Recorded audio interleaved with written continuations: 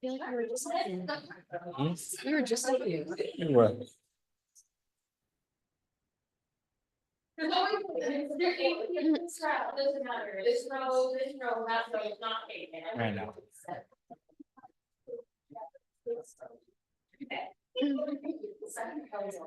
Friends, why don't we join together in the sanctuary?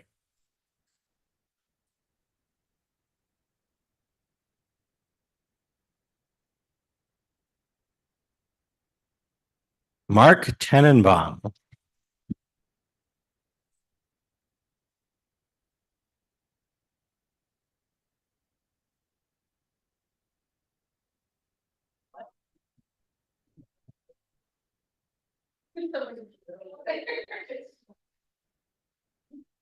It's like herding cats.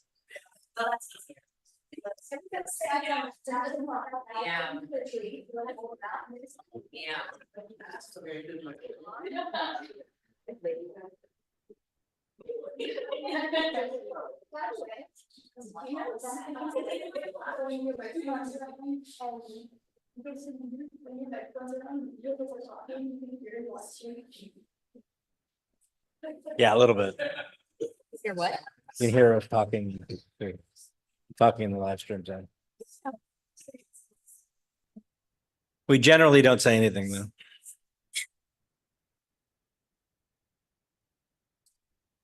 We are always incredibly appropriate people. Oh.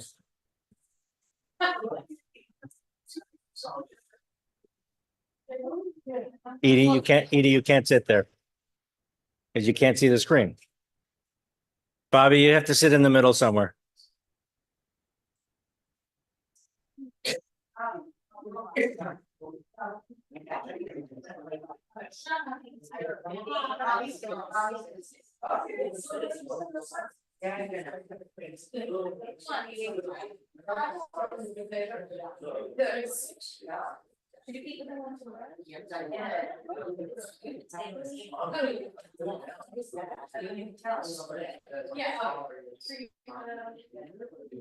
Okay. Let's do it.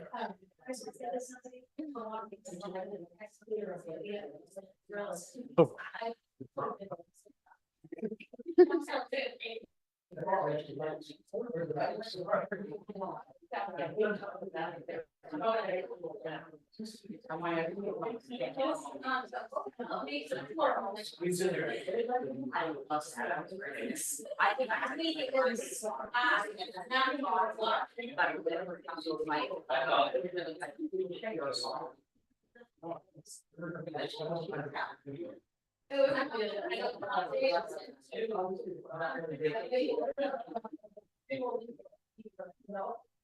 I'm learning like.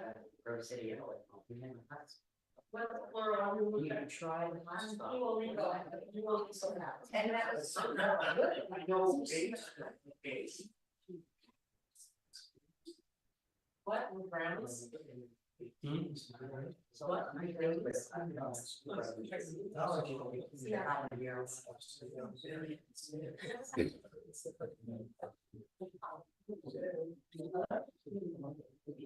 Okay.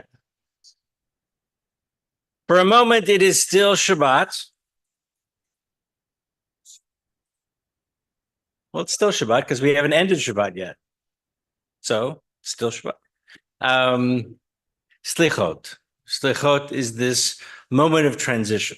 These moments of transitioning from the rest of the year, of transitioning from even this whole month of Elul as we prepare for Rosh Hashanah.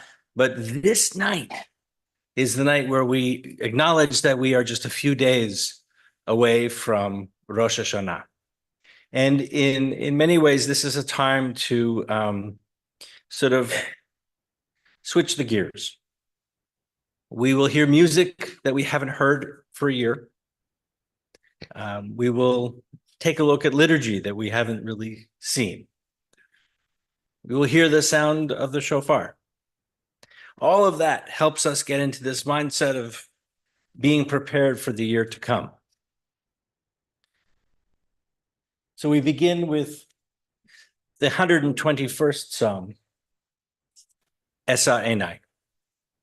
Esainai Eleharim Me'ayin Yavo Ezri Esainai Eleharim Me'ayin Yavo Ezri Ezri Me'im Adonai Ose shamayim va'aretz Ezri me'im Adonai Ose shamayim va'aretz. And as we say goodbye to Shabbat with our Havdalah, does somebody want to? Thank you, Ali, come on. I don't know what I'm on here for. I just got excited. The candle, all of it.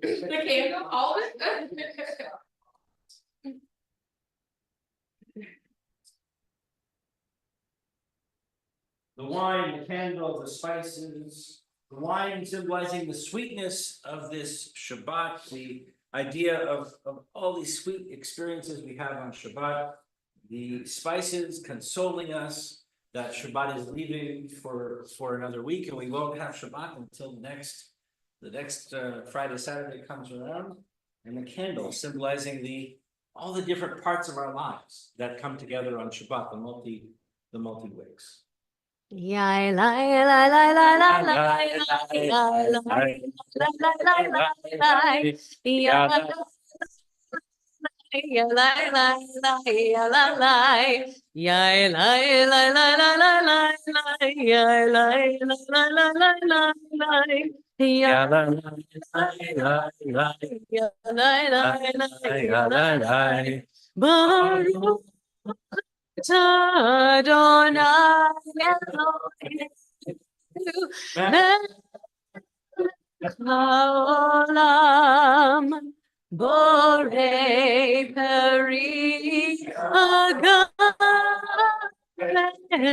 Borei Peri Agaven Yai lai lai lai lai lai lai yai lai lai lai lai lai lai lai yai lai lai lai lai lai yai lai lai lai yai lai lai Baruch Adonai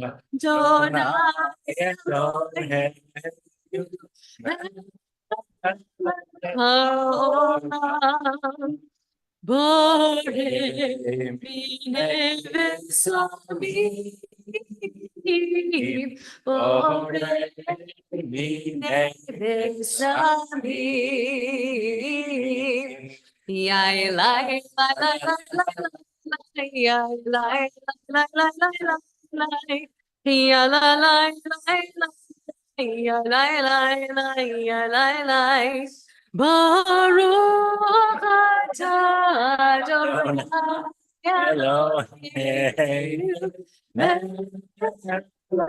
Haolam Borei Meorei Haesh Borei Meorei Haesh Yai lai la la la la yai lai lai ya la la la la la la la la la Baruch atah Adonai Elohim melech haolam hamavdil ben oretz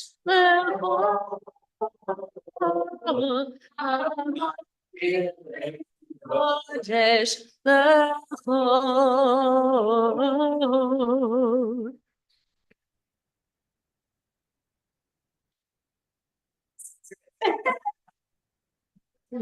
Shavua tov, Shavua tov, Shavua tov, Shavua Tov, Shavua Tov, Shavua Tov, Shavua Tov, Shavua Tov, Shavua Tov. And because this is a very special Havdalah, Shana Tova, Shana Tova, Shana Tova, Shana Tova, Shana Tova, Shana Tova, Shana Tova, Shana Tova. Eliyahu Hanavi, Eliyahu Hatishbi, Eliyahu, Eliyahu, Eliyahu Hagiladi, Bimhera Be'aneyu, Yahweh Eloheinu. Mashiach ben David, Mashiach ben David. As part of our high holiday liturgy, we engage in confession. And so we join together in this confession of all the things that we could have potentially done. And for these sins, O God, we ask forgiveness. Al chet shechatanu lefanecha b'zidon uvishgaga. Al chet shechatanu lefanecha b'dibur peh.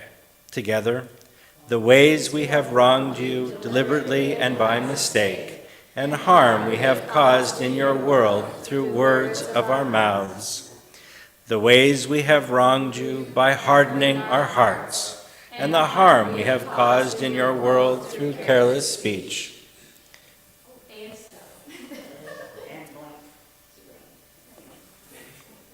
Good. The ways we have wronged you through lies and deceit, and harm we have caused in your world through gossip and rumor. The ways we have wronged you by judging others unfairly, and harm we have caused in your world through disrespect to parents and teachers. The ways we have wronged you through insincere apologies, and harm we have caused in your world by mistreating a friend or neighbor. The ways we have wronged you through violence and abuse, and harm we have caused in your world through dishonesty in business. For all these things, judgment will. God of forgiveness, forgive us, pardon us, lead us to atonement. V'al kulam Elohai Selichot, slach lanu, mechal lanu, kaper lanu. The ways we have wronged you openly and secretly, and harm we have caused in your world by losing self-control. The ways we have wronged you through sexual immorality, and harm we have caused in your world through consumption of food and drink. The ways we have wronged you by giving into our hostile impulses, and harm we have caused in your world through greed and exploitation. The ways we have wronged you through cynicism and scorn, and harm we have caused in your world through arrogant behavior. The ways we have wronged you by hating without cause, and harm we have caused in your world through offensive speech. The ways we have wronged you with a slanderous tongue, and harm we have caused in your world through a selfish or petty spirit. V'al kulam Elohai Selichot, slach lanu, mechal lanu, kaper lanu. For all these failures of judgment and will, God of forgiveness, forgive us, pardon us, lead us to atonement.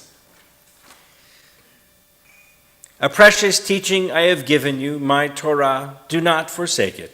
It is a tree of life to those who hold it fast. All who embrace it know happiness. Its ways are ways of pleasantness, and all its paths are peace. Take us back, Adonai. Let us come back to you, renew our time as in the days of old. Et chaim hi lemachzik ima תומכיה מאושר דרכיה דרכי נועם וכל נתיבותיה שלום השיבנו אדוני אליך ונשובה חריש חריש ימינו חריש ימינו כקדם.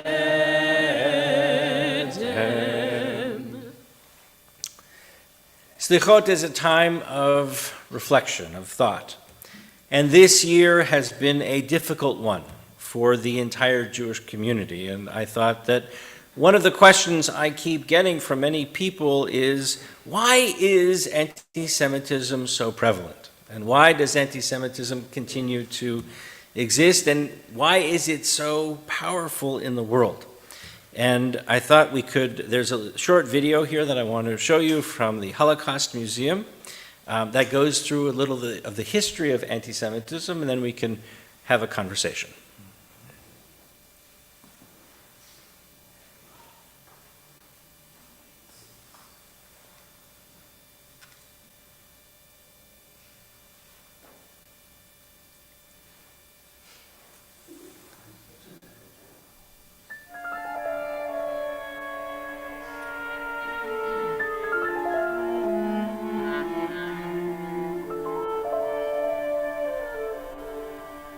Between 1939 and millions of other civilians throughout Europe.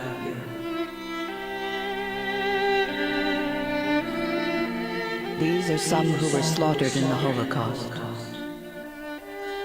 A generation lost forever.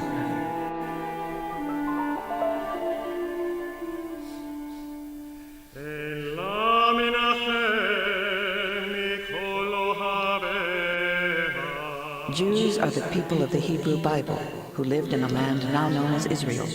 They believe that there is only one God. Christianity emerged from Judaism. Jesus of Nazareth was a Jew who preached a singular religious message.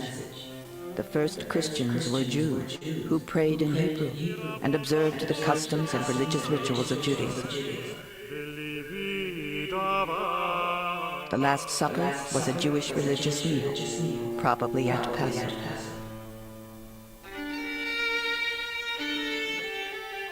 Jesus was put to death at the hands of Roman authorities under Pontius Pilate in Judea, but the Gospel accounts were interpreted as blaming all Jews for the crucifixion. To his followers, Jesus was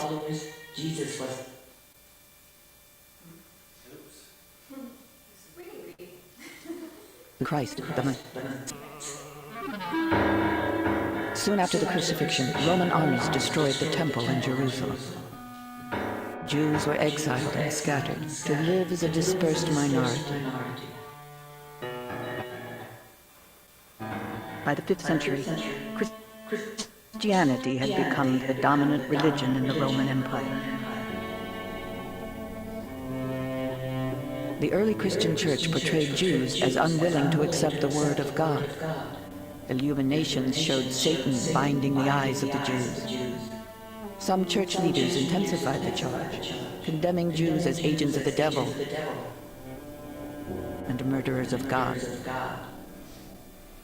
The accusation was not renounced until the 1960s, when the Second Vatican Council officially repudiated the ancient charge that Jews had murdered Christ.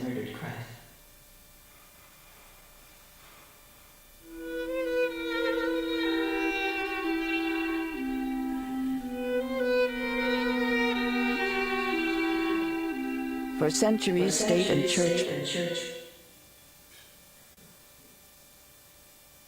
laws restricted Jews, preventing them from owning land and holding public office. Gi-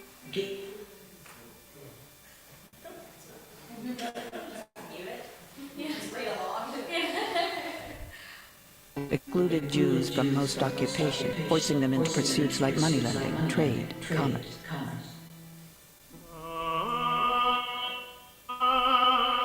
Excluded from Christian society, Jews maintained their religious and social customs. Okay. The point that I love technology. I love technology. The point being that anti-Semitism has been inculcated into the fabric of Western civilization, that it's been part of the way in which the Western world has emerged and has grown and developed, and for many years was part of both the political realities of Europe and also the religious realities. And, we're not so far from Vatican II in terms of time that, these very, very old ideas about Jews are still part of the background noise. We see this consistently with, in terms of these tropes that keep coming around again and again. We see ideas that we thought were long gone, and they seem to keep reappearing. If you actually took a look at, the Nuremberg laws, the laws that the Nazis enacted in the 30s, restricting Jews and things like that, and many people will ask the question, well, why didn't they know then that they had to leave? Why didn't they know then that this was something catastrophic? And the reality is that if you look at those laws, they weren't so dissimilar to laws that those Jews in the 1930s who had great-grandparents who lived in the ghetto and who lived under those similar laws, right? So these were not things that were so foreign or so different. This was part of kind of just accepting the way the world looked at you as the Jew. And so their assessment was, of course, that this would be the same. Of course, we know with the hindsight of history that it was not. But what's amazing is not of course, the history is important, right? We know that. And if we don't study the history, we are doomed to repeat it. That's the classic line.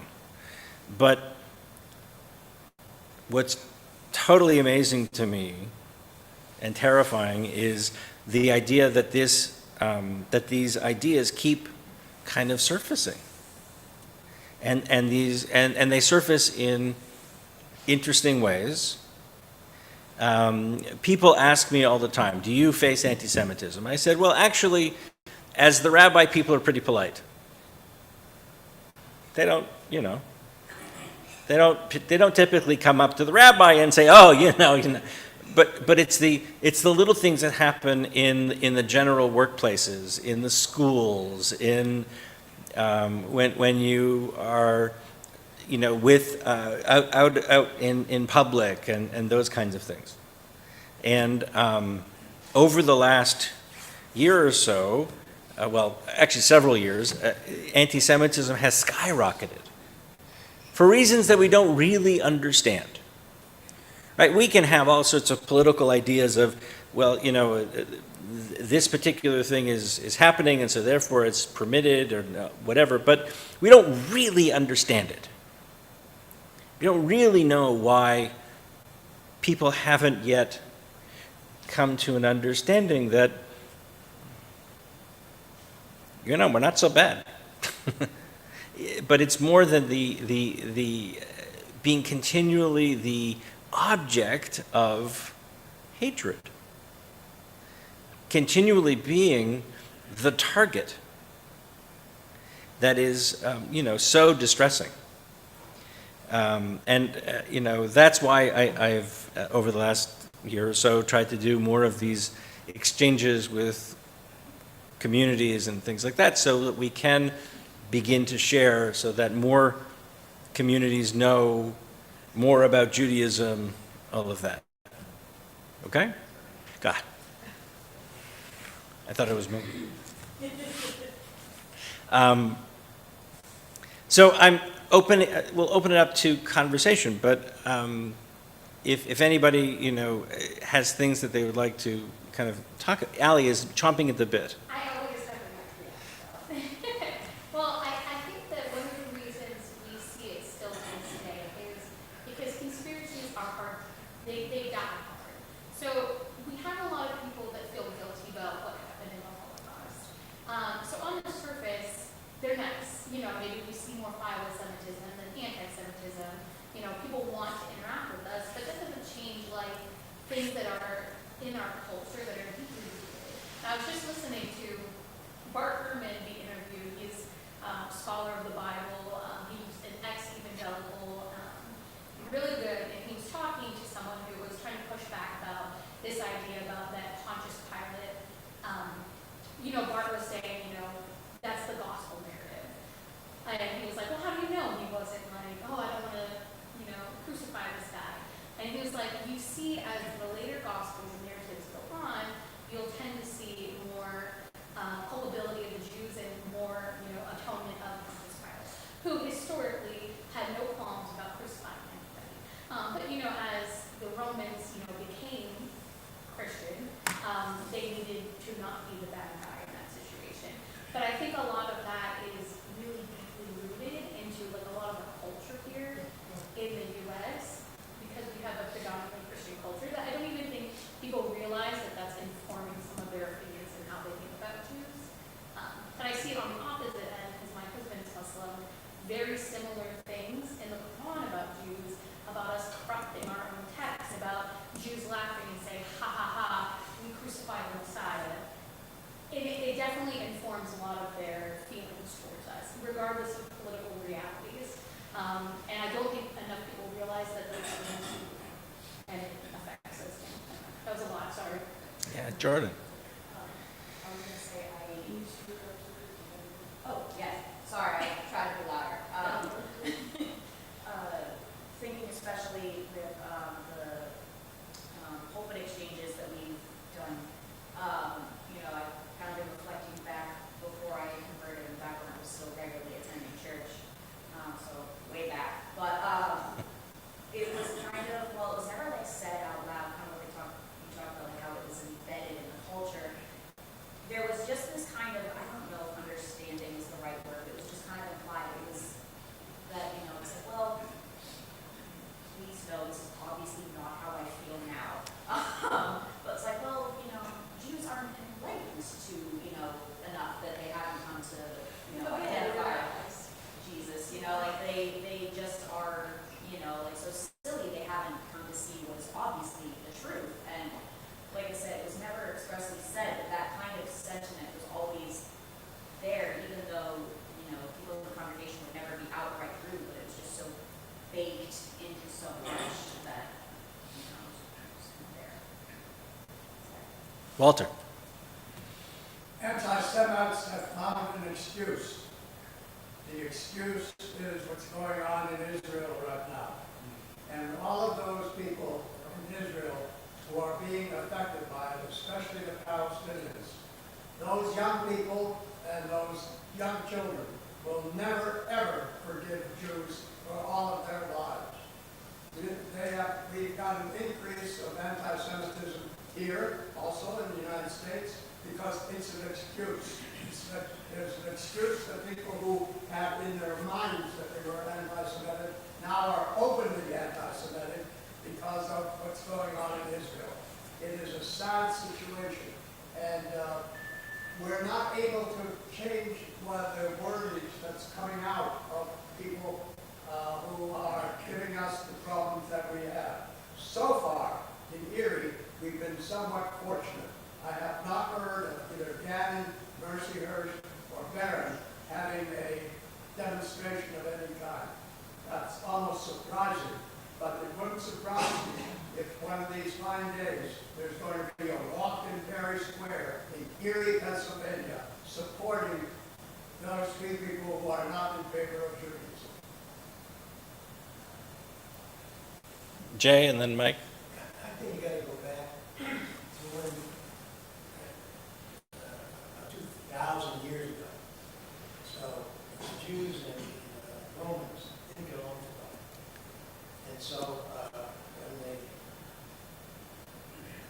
crucified Christ, there was a branch of folks that believed in what he had to say. Most of the Jews said, hey, he didn't quite fit the conditions for the Messiah to come. So they rejected them in terms of principle, that what you're saying isn't right. Now combine that with the Romans fought the civil war with the Jews, 2 wars. And then the first one they destroyed the temple, and then came Bar-Kokhba, who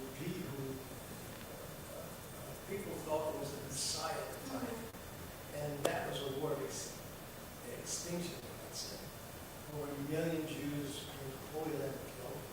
And you have Messiah, that remains a really well about that. But it left a scar on the Romans. Because of the Jewish wars brought a lot of death to the Roman army. They had never fought wars like this before, where they lost lots of guys. So they did not like Jews. So over the years, as they became Christianized, that hate was in there. And so they wanted, and as you said before, they can't take the blame.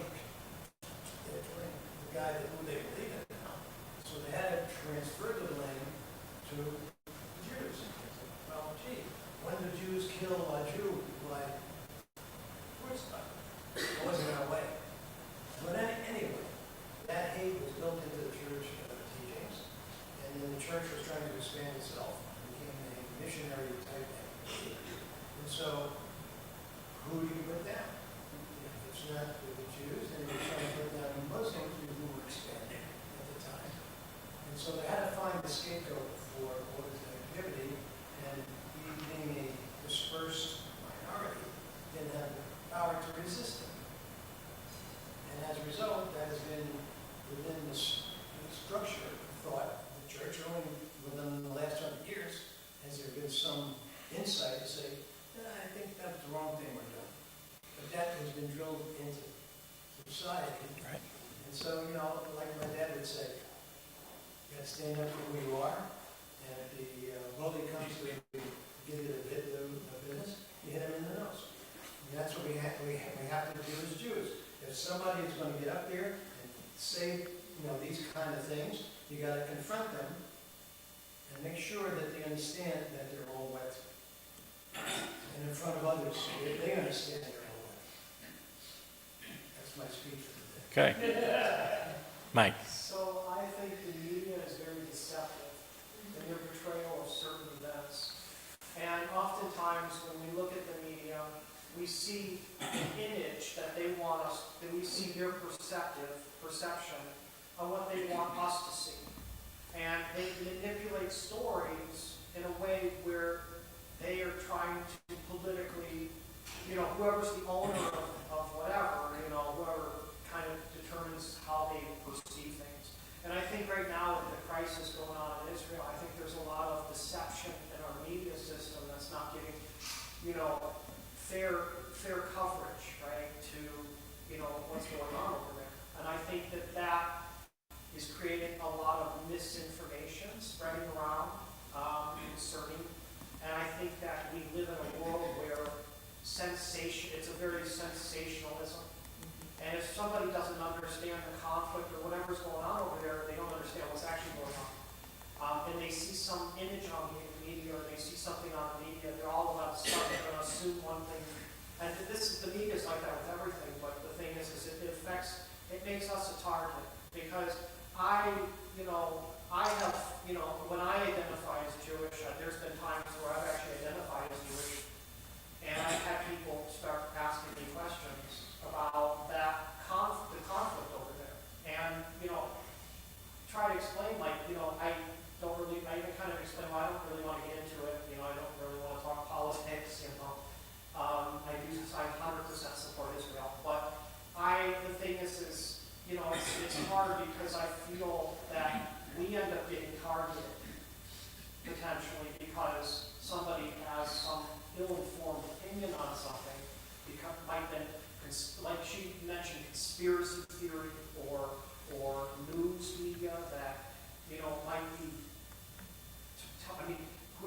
controls the means of, they control the source, they control the means of ideas and how those ideas are presented. So that can cause a lot of sensationalism. And to bring it back to the Christianity, I think Christianity in general, and I don't want to offend anybody by saying this, they don't understand the Bible. They don't understand the Torah. They don't understand what the Torah, they don't read their Torah. They don't understand what, again, I personally think that whole religion is a mystery called Rome. I don't think it has its own origins and whatever, but Christianity from a historical standpoint, and I would say Islam as well, are very hostile towards people trying to force people into their belief systems. They've been doing that for 2,000 years. And unfortunately, that mentality, that imperialistic mindset of trying to force other people into their belief systems, or their way of thinking, it hasn't changed much. I know as an LGBT person, I know what it's like to feel uncomfortable when you have a bunch, also as a Jew, when you're dealing with fundamentalist Christians. They scare you. And I'm sorry to say it, but they scare me. And, I'm afraid of what they're going to do to this world, and I'm afraid of their agenda being pushed on everybody else, because what that means for all of us. So, that's just my own humble opinion. I'm sorry if I didn't. No, it's very, I think we do have to distinguish between historic early Christian doctrine and sort of more modern, more liberal Christian experiences, right? We have lots of friends in the Christian community who are very understanding and very respectful and all of that. So I think there is a whole group of people, in that group. And those are the people that we like to hang out with. So yeah, no, but it is certainly something that we are dealing with, and Walter is very correct that we have been very blessed in Erie, and I think it's a testament to the very long-standing and important role that the temple has had in the Erie community at large, and the large number of members of the Jewish community that have taken leadership roles in the city. And I think that sets a very important tone here in our community, at least. I don't think we're immune. I don't think we're naive enough to think we're immune, and I don't think that things that happen nationally or globally certainly affect us. But we certainly are in this moment of being on the defensive, right? Of being worried about what others might do and or say in ways that we haven't been in a very long time. And so I think it's just something that we need to certainly speak up about and talk about and be aware of and help each other through. This is tough for everybody. This is tough. This is tough stuff. It's tough to have an experience like that in a place of work or at a school or wherever, and not have a safe space to talk about it. And so I hope that some of that becomes this becomes a safe place, and people feel it's a safe place to have those conversations and to feel supported. So, with that, you've done your quota.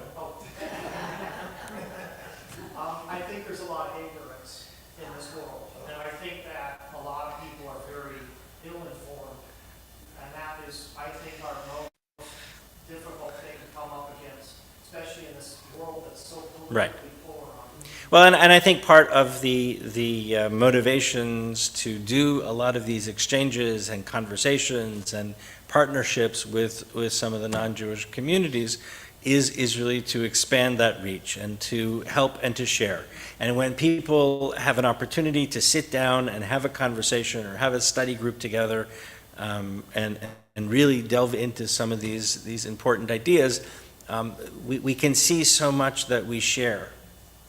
And we see the things that we share, and we can highlight those instead of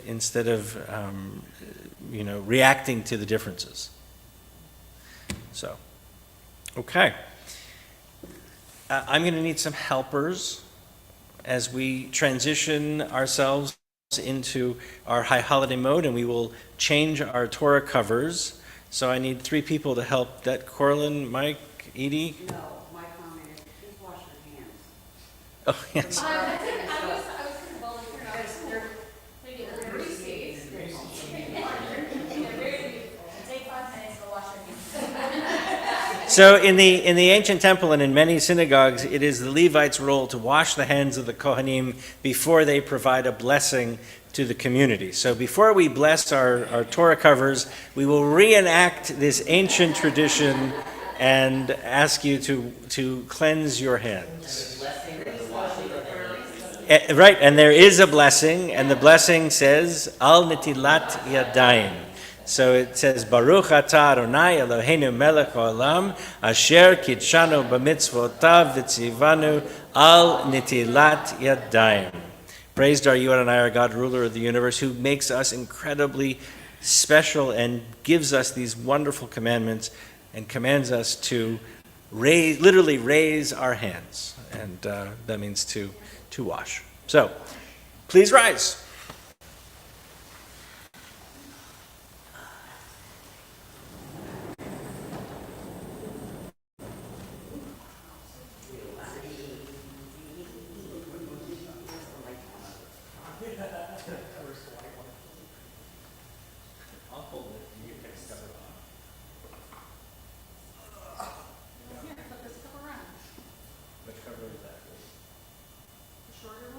Which way is it going on?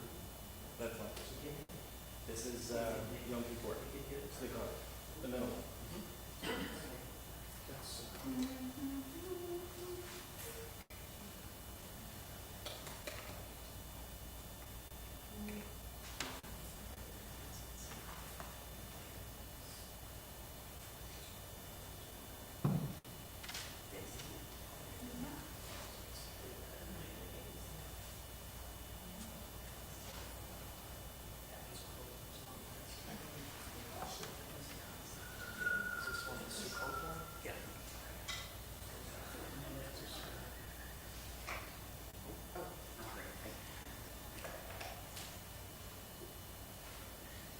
That's my favorite.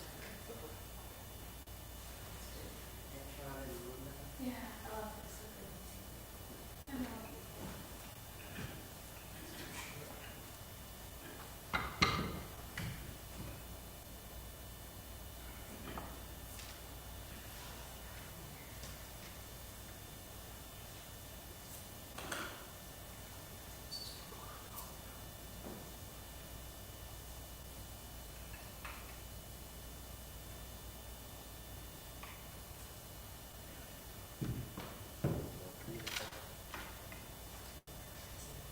And we join together in thanking God for allowing us to be here at this moment of transition.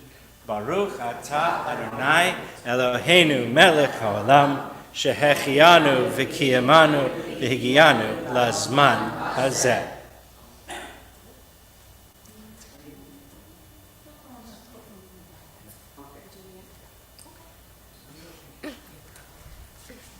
We're going to sing it again. Et chaim hi lemachazikima v'tomecha neushar deracheha darcheinom v'chol netivoteha shalom. Hashivenu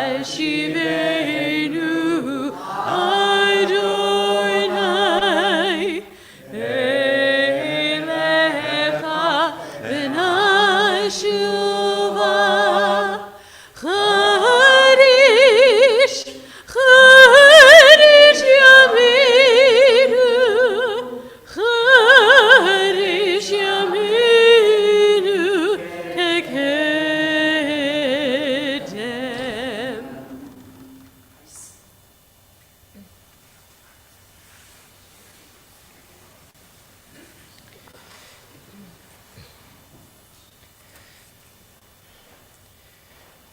Let's join together.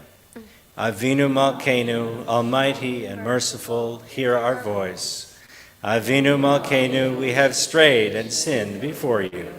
Avinu Malkeinu, have compassion on us and our families.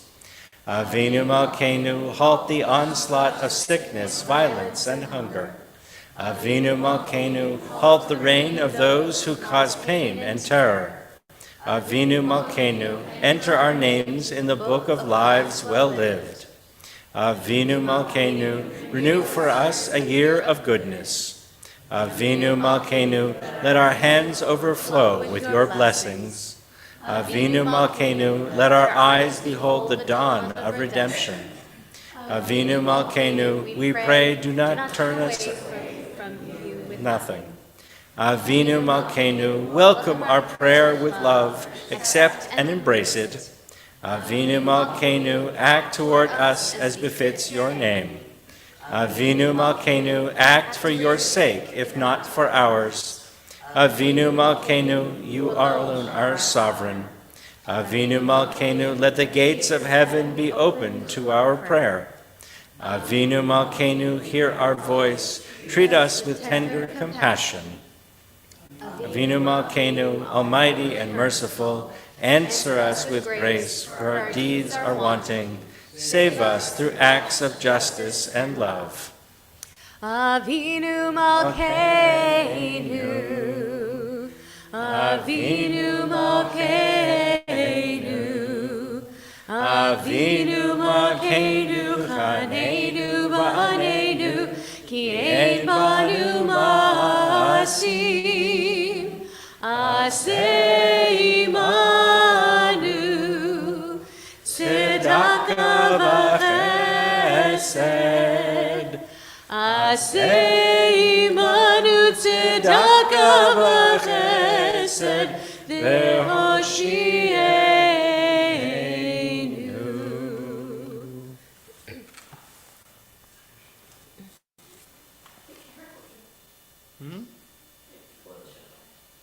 What do you want to do? You can. It's on YouTube. You can watch it there too. Okay. Right? It's just been really good, Rabbi, lately. It's just been real good.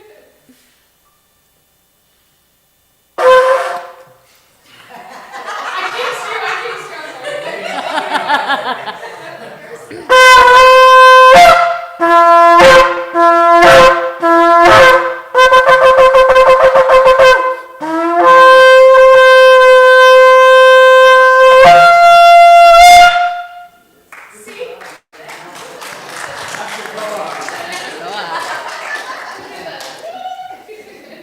Ozi vezimrat ya vayehi lishua. Ozi vezimrat ya vayehi lishua. Ozi vezimrat ya vayehi lishua. Ozi vezimrat ya vayehi lishua. We wish everybody a Shavua Tov, a Shana Tova U'Mituka, a good year, a sweet year, a healthy year for us all. Amen. Thank you. See y'all on Wednesday. What's Wednesday?